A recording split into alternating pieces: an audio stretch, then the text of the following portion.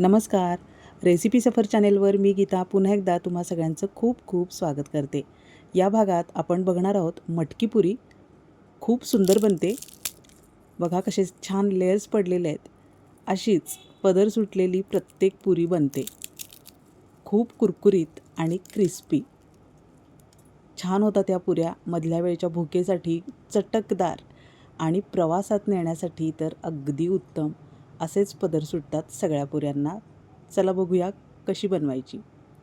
मटकी डाळ घ्यायची आहे आपल्याला. ज्या प्रमाणात बनवायचे आहेत पुऱ्या त्या प्रमाणात मटकी डाळ घेऊया. एकदा कढई तापली की गॅस अगदी मंद करायचा आणि मंद गॅसवर ही मटकी आपल्याला भाजून घेत राहायचं आहे. गॅस जर तुम्ही खूप मोठा ठेवलात तर पटकन जळते ही डाळ. त्यासाठी गॅस अगदी मंद करायचा आणि व्यवस्थित मटकी डाळ आपल्याला अशी भाजून घ्यायची. खूप जास्त कडकडीत डाग पडेपर्यंत, लालसर होईपर्यंत ही डाळ अजिबात भाजू नका, कारण त्यामुळं लाटताना त्रास होईल आपल्याला आणि पुरीला तडे जातील. बघा अगदी हलकी भाजली गेली आहे. फक्त खुसखुशीत झाल्यावर लगेचच काढून घ्यायची. थोडीशी थंड होऊ देऊया आणि थंड झाल्यानंतर आपल्याला मिक्सरवर दळून घ्यायची आहे. आता जर तुम्ही जास्त प्रमाणात बनवणार असाल तर गिरणीतून दळून आणली तरी चालेल, पण हे कमी प्रमाण आहे त्यामुळं मी मिक्सरमध्ये दळून घेणार आहे. थोडंसं जाडसरच पीठ बनतं याचं, पण हरकत नाही. आपण सेट करायला ठेवणार आहोत 5-10 मिनिटं. त्यामध्ये अगदी छान पीठ तयार होतं. अशा पद्धतीनं मिक्सरमध्येच दळून घ्या कमी प्रमाण असेल तर. आता आपण काय काय मिक्स करायचं ते बघूया. हे पीठ मी एका कपात घेतलेलं आहे मटकीचं. 1 कप भरलं आहे. आता तेवढंच आपल्याला गव्हाचं पीठ घ्यायचं आहे. यामध्ये आपण नेहमी ज्या चपात्या बनवतो तेच पीठ आहे हे. समप्रमाण घ्यायचं आहे आणि त्यानंतर या प्रमाणासाठी 1 चमचा बेसन पीठ. दोन्ही पिठं 1-1 वाटी घेतलेत.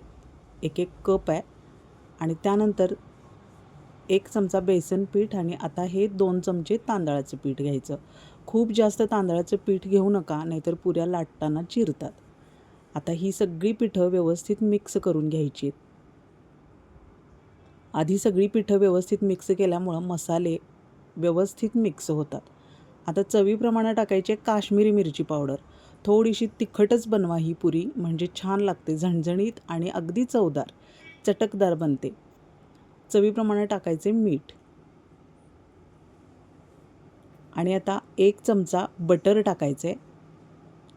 1च चमचा टाका, यापेक्षा जास्त बटर टाकू नका, नाहीतर पुरी तेलात विरघळते. 1 चमचा टाकली आलं लसूण पेस्ट. रेडीमेड आहे, छान सुगंध येतो आणि ही पेस्ट अगदी गुळगुळीत असते. पाव चमचा दालचिनी पावडर आहे. आता दालचिनी पावडर नसेल तर जिरे मिरे पावडर टाकली तरी पण चालणार आहे. 1 चमचा कांदा पावडर आहे ही. नसेल तर नाही टाकली तरी चालेल, पण आता सध्या उन्हाळ्याचे दिवस आहेत. कांदा चिरून उन्हात खळखळीत वाळवला की 3-4 दिवसात चांगला वाळतो कांदा आणि त्यानंतर आपण मिक्सरवर पावडर बनवू शकतो.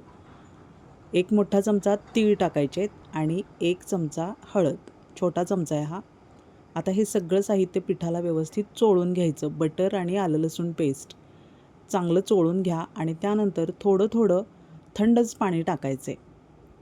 खूप जास्त पाणी एकाच वेळी ओतू नका, कारण आपल्याला हा गोळा घट्ट मळून घ्यायचा आहे. बघा अशा पद्धतीनं घट्ट गोळा मळून घेतला आहे मी. खूप सैलसर जर गोळा आपण मळून घेतला तर मग पुऱ्यांना पदर सुटत नाही. आता बघा झाकून ठेवल्याबरोबर माझ्या लक्षात आलं की आपण यामध्ये ओवा आणि हिंग टाकलाच नाही आहे, पण काही हरकत नाही, आत्ता आपण मिक्स करू शकतो. तर हातावर चुरडून घेतलेला ओवा 1 चमचा आणि मसाल्याच्या डब्यातला छोट्या चमच्यानं अर्धा चमचा हिंग मिक्स केला आहे. आता स्वयंपाक करताना अशा गोष्टी आपल्याबरोबर होतच राहतात. तर असा काही तुमच्याकडं अनुभव असेल, अशा काही गमती-जमती घडल्या असतील स्वयंपाक बनवताना, तर कमेंटमध्ये नक्की सांगा. आता ओवा आणि हिंग व्यवस्थित यामध्ये मिक्स होतच 2-3 मिनिट अशा पद्धतीनं मळून घ्यायचं. आता या जर 2 गोष्टी विसरल्याच तर पुरी अजिबात खमंग लागली नसती. वेळीच मला हे आठवले 2 पदार्थ, त्यामुळं आता ते बघा व्यवस्थित मिक्स करून मी परत गोळा थोड्या वेळासाठी मळून घेतला. आणि आता मात्र 10 तरी मिनिटं सेट करून घ्यायचं आहे. 10 मिनिटांनी आपण उघडून बघतोय. छान झाले बघा पीठ, अगदी गुळगुळीत आणि चमकदार दिसायला लागले. आता थोडासा तेलाचा हात लावायचा आणि पीठ सारखं करून घ्यायचं. थोडासा लावायचा, खूप जास्त तेल गरज नाही आहे. सारखं करून घ्यायचं आहे फक्त. खूप जास्त वेळ मळायची सुद्धा गरज नाही. चांगला सेट झाला आहे गोळा. घट्ट मळल्यामुळं याचे पदर सुटतात. समान आकाराचे मीडियम साईजचे गोळे आता बनवून घेतलेत मी. साधारण 5 गोळे बनवलेत. 2, 3, 4, 5 आपल्या आवडीप्रमाणे गोळे बनवून घ्यायचे आहेत. पण खूप जास्त मोठाले गोळे अजिबात बनवू नका. अगदी मीडियम साईजचे गोळे आपल्याला हे बनवून घ्यायचे आहेत. आता थोड्याशा मोठ्याशा पुऱ्या आपल्याला लाटून घ्यायच्या आहेत. आता ही पुरी आत्ताच खूप मोठी लाटायची नाही. आता दाखवल्याप्रमाणे याच आकाराच्या सगळ्या पुऱ्या मी लाटून घेणार आहे. सगळ्या तयार आहेत लाटून. आता आपण पुढची प्रोसेस करूया की ज्यामुळं पुरीला छान पदर सुटतात आणि पुरी अगदी क्रिस्पी छान कुरकुरीत तयार होते. बटरचा पातळसर थर देऊन घ्यायचा आहे. साठा बनवायची काहीच गरज नाही, फक्त बटरचा थर आहे हा. आता बटर नसेल तर तुम्ही लोणी किंवा तूप वापरू शकता किंवा मग चमचाभर तेल लावलं तरीसुद्धा चालणार आहे. थोडंसं पीठ भुरभुरायचं म्हणजे सगळे पदर सुट्टे होतात आणि पुऱ्या छान क्रिस्पी क्रंची तयार होतात. आता याआधी आपण मूग, ओट्स आणि मेथी पुरीसुद्धा आपल्या चॅनेलवर अपलोड केलेली आहे. तीसुद्धा बघून घ्या. खूप छान बनतात त्या पुऱ्या.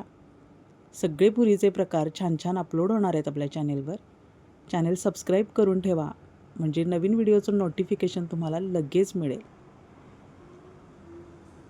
आता सुरीनं असे छोटे छोटे कट्स देऊन घ्यायचे म्हणजे पुरी आतपर्यंत व्यवस्थित कुरकुरीत तळली जाते आणि खूप क्रंची लागते खाताना. पदर दिसतात आणि मस्त लागते पुरी. पुऱ्या व्यवस्थित तळल्या की त्या 2-3 महिने व्यवस्थित टिकतात आणि त्यामुळं प्रवासात टिकतात आणि मधल्या वेळच्या खाण्यासाठी सुद्धा आपण एखादा डबा भरून ठेवला की मुलांना येता जाता खायला असं काहीतरी क्रंची क्रिस्पी आवडत असतं. तर मुलांना पण आनंद होतो. अशा पुऱ्या नक्की बनवून ठेवा. कट्स देऊन झालेले आहेत आणि आता छोट्या वाटीनं आपण हे आकार काढून घेऊया.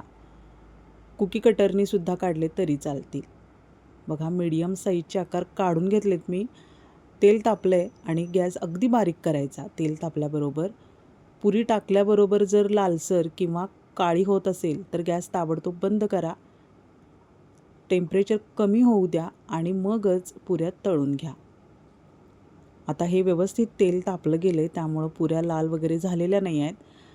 फुलायला सुरुवात झाली आहे बघा, म्हणजेच त्याचे पदर सुटायला सुरुवात झाली आहे. हळुवारपणानं उलटवून घ्यायची. एक बाजू सेट झाली की अशा पुऱ्या आपण व्यवस्थित दुसरी बाजूसुद्धा पलटवून घ्यायची.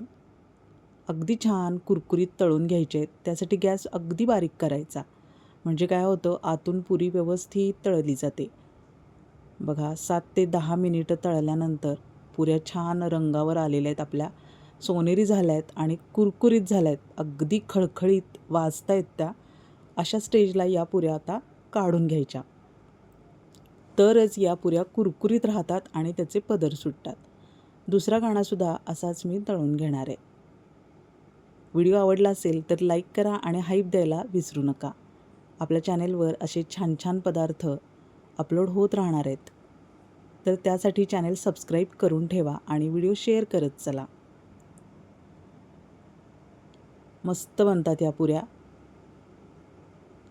अशा उलटपुलट करून क्रंची होईपर्यंत तळून घ्यायच्या.